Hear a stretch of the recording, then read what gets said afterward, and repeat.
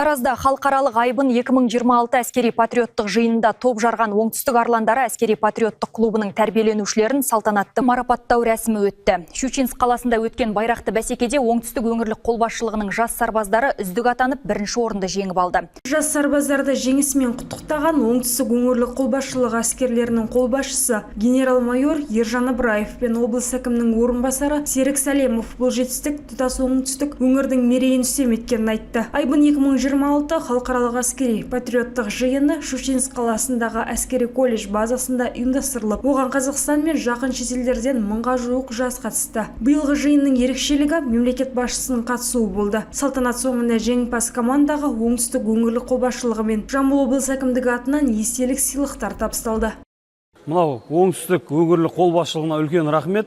Біздің жеңісімізбен арнайы шақыртып марапаттап жатқан біздің жеңісіміз оңайлықпен келген жоқ.